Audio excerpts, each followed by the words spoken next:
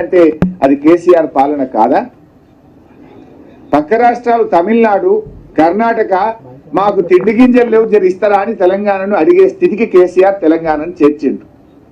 కరువు కాటకాలకు నిలయంగా ఉన్న తెలంగాణ దక్షిణ భారతదేశానికి ధాన్యాగారంగా మార్చినమంటే అది మా ప్రభుత్వ పనితీరు కాదా? మీరు 10 ఏళ్ల పనే జరగలేదని చెప్తే అంటే ప్రజలు నవ్వుకోరా? పండిన పంట నిజం కాదా? ధాన్యం రాష్ట్ర ప్రభుత్వం కొన్నది నిజం కాదా? ఇది దాచేస్తే దాగే సత్యమా? మీరు బడ్జెట్లో స్పీచ్లు చెప్పినంత మాత్రాన నిజాలు నిజాలు కాకుండా పోతాయా? నిజాలు అబద్ధాలుగా మారతాయా? రైతు రుణమాఫీ మీరు బడ్జెట్లో చూడండి దయచేసి. రైతు రుణమాఫీ ఏమన్నారు? ఏకకాలంలో చేస్తామని దేవుడి మీద ఒట్లు పెట్టారు. 15th ఆగస్టు కల్లా చేస్తామన్నారు. నేను కూడా నిజంగానే చేస్తారు కదా, దేవుడి మీద ఒట్టు పెట్టింది కదా, మాట తప్పరని నమ్మాను. అంటే మనకు దేవుడి కంటే మన తెలుగు సమాజం ముఖ్యంగా మన భారతదేశంలో దేవుడిని బాగా నమ్ముతాం. మనం మా అన్న అన్నట్టు ఒక దేవుడు కాదు, ఊరూరా దేవుళ్ళ మీద ఒట్టు పెట్టిండు. నేను అనుకున్న బడ్జెట్లో తప్పకుండా 31,000 కోట్లు పెడతారేమో అని ఆశించాను. చాలా క్లీన్గా అబ్జర్వ్ చేశాను. చూస్తే బడ్జెట్ ప్రసంగంలో చెప్పారు మంత్రి గారు 31,000 కోట్ల రూపాయలు మేము ఏకకాలంలో చేస్తున్నామని చెప్పారు. నిజ కేటాయింపులు చూశాను నేను వెళ్ళి.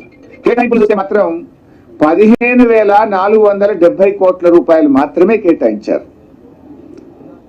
రుణమాఫీకి కేటాయింపుల్లో బడ్జెట్లో చూస్తే 15,470 కోట్లే కేటాయించారు.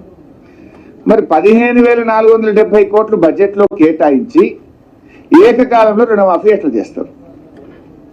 అంటే వాయిదా వేస్తారా, లేదు ఇంకెక్కడి నుంచి అన్న తెస్తారా? బడ్జెట్లో చూపకుండా ఆడికెళ్ళి తెస్తారు. బడ్జెట్లో మీ రాష్ట్రం ఇలా మీరు బడ్జెట్ పెట్టిందే 2,91,000 కోట్లతో బడ్జెట్ పెట్టారు. సరే, అసలు అంత ఆదాయం వస్తుందా రాదా అవి కూడా చెప్తాను నేను.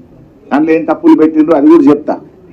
పెట్టింది 2,91,000 కోట్లలో రుణమాఫీ 31,000 కోట్లు చూపించాలన్నా వద్దా?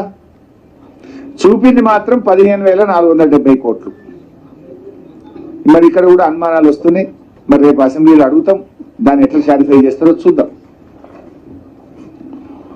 రైతు బంధు స్థానంలో రైతు భరోసా అన్నారు.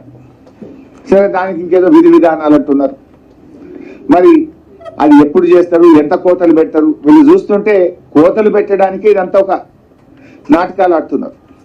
సరే, దాని మీద కూడా రేపు తప్పకుండా అసెంబ్లీలో గట్టిగా అడిగి అర్హులైన రైతులకు అందరికీ వచ్చేటట్టుగా బీఆర్ఎస్ పార్టీ ప్రయత్నం చేస్తారు. మైనార్టీలకు 4,000 కోట్లు బడ్జెట్లో పెట్టామన్నారు. వాళ్ళ మేనిఫెస్టోలో చెప్పారు. కానీ ఈరోజు బడ్జెట్లో చూస్తే 3,000 కోట్లే పెట్టినారు.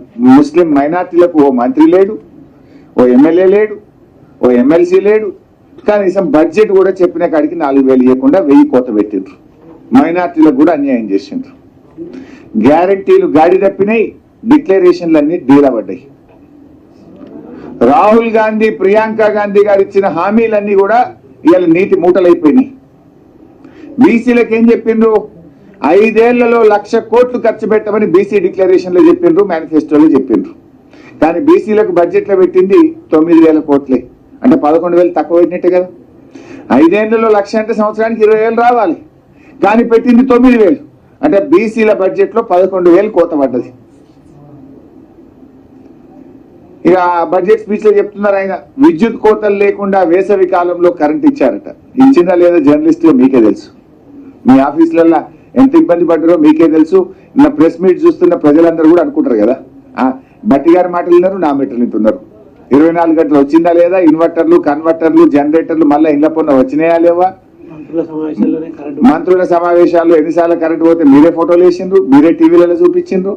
చీకట్ల క్యాండిల్ పెట్టుకొని మంత్రులు రివీల్ చేస్తున్నారు. మేము ప్రాజెక్టులను, పెండింగ్ ప్రాజెక్టులను రన్నింగ్ ప్రాజెక్టులు చేసి ఇవాళ రాష్ట్రంలో లక్షల ఎకరాల్లో కొత్త ఆయకట్టు తెచ్చాం. అఫ్కోర్స్ ఇరిగేషన్ పద్ధతిలో గట్టిగా మాట్లాడతాం. అక్కడ కూడా ఇవాళ ఒక అవాకులు చెవాకులు పెరిగింది. ఇరిగేషన్ కూడా బడ్జెట్ కేటాయింపులు తగ్గినాయి. పోయినసారి మేము 26,885 కోట్లు పెడితే ఈ ప్రభుత్వం మంత్రి గారు తన ప్రసంగంలో చెప్పారు 22,301 కోటి పెట్టినట్టుగా చెప్పారు. 22,301. అంటే ఇరిగేషన్ కు కూడా కేటాయింపులు తగ్గినాయి. దళిత బంధు గురించి ప్రస్తావన లేదు. మేము 10 ఇస్తే వీళ్ళు 12 ఇస్తామని చెప్పి మరి వాళ్ళ దళిత డిక్లరేషన్ లో పెట్టారు, మేనిఫెస్టోలో పెట్టారు, బాండ్ పేపర్ల మీద రాశారు. కానీ ఇవాళ దళిత బంధు గురించి ప్రస్తావన కానీ ఎంతమందికి ఇస్తారు, ఎప్పటిలోగా ఇస్తారు, మరి దాని గురించి ఎక్కడ మాట్లాడలేదు. గిరిజన బంధు ఊసే లేదు. గిరిజన బంధు గురించి ఎక్కడ కూడా ప్రస్తావన అసలే లేదు. ఇవన్నీ ఒక రకంగా ఇట్లా ఉన్నాయి. ఇకపోతే కళ్యాణ లక్ష్మి, తులం బంగారం ఇవన్నీ లోపల చెప్పుదామన్నా. ఇలా కొంచెం ఇలా ఓన్లీ కొన్ని పాయింట్స్ వరకే చెప్పుదాం. ఇకపోతే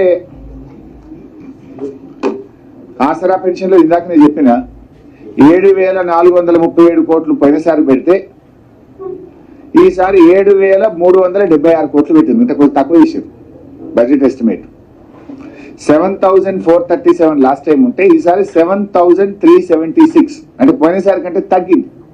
అంటే ఇప్పుడు ఈ ఏడాది కొత్త పింఛన్ ఇయ్యరు, భర్త చనిపోయినా పింఛన్ ఇయ్యరు, ఇంటికి 2 ఇయ్యరు, 4,000 ఇయ్యరు, అన్ని వస్తాయి అన్నట్టు కదా. ఇంకేమైనా కమ్మి పెట్టుడే తప్ప ఇచ్చులేదు. ఇక పోయినసారి 7,437 ఉంటే ఈసారి 7,376 చేసిండు. అఫ్ కోర్స్ ఎస్సీ కాంపోనెంట్ వేరే ఉంటుంది, అది ఇది కలిపినా పోయినసారి కంటే తక్కువనే ఉండదు. అంటే కొత్త పెన్షన్లకు మంగళం పాడిండ్రు, 4,000 ఇస్తామని చెప్పి మోసం చేసిండ్రు. ఇకపోతే ప్రభుత్వ ఉద్యోగులు బడ్జెట్లో ఉద్యోగుల కేటాయింపులు ఏం పెరగలే. పెన్షన్లు, జీతాల విషయంలో 3 పాయింట్స్ ఉన్నాయి. ఇక్కడ 4 పాయింట్స్. నార్మల్గానే ఎంప్లాయీస్ కు 5 to 10% పెరుగుతుంది. ఈ ప్రభుత్వం 5 DL